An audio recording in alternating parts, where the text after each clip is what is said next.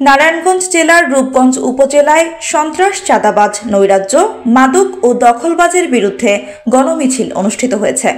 ৪ December বুধবার বিকেলে উপজেলার গোলাকান্দাল ইউনিয়নের শাওঘাট এলাকায় বিএনপির কেন্দ্রীয় কমিটির সদস্য মোস্তাফিজুর রহমান দীপুর নির্দেশনায় ইউনিয়নের ৭ নং ওয়ার্ড বিএনপির সাংগঠনিক সম্পাদক আলমগীর হোসেনের সভাপতিত্বে এই গণমিছিল অনুষ্ঠিত হয়।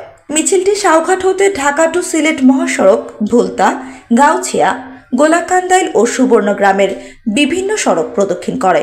এ সময় উপস্থিত ছিলেন ৭ নং ওয়ার্ড বিএনপির সভাপতি শাহজাহান ভূঁইয়া, সাংগঠনিক সম্পাদক আওলাদ হোসেন ভূঁইয়া, সহসভাপতি আলী হোসেন ভূঁইয়া, মনোরঞ্জন মাস্টার, কালীপদ, জহিরুল, শরীফ, রুস্তম, নাজমুল প্রমুখ।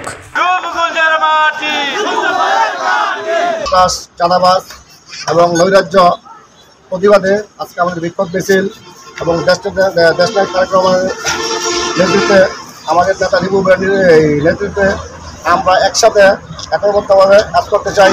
সে আজকে মাদকের শক্তিতে আজকে দিন দিন ঘাস করে খাচ্ছে এই দেশটাকে।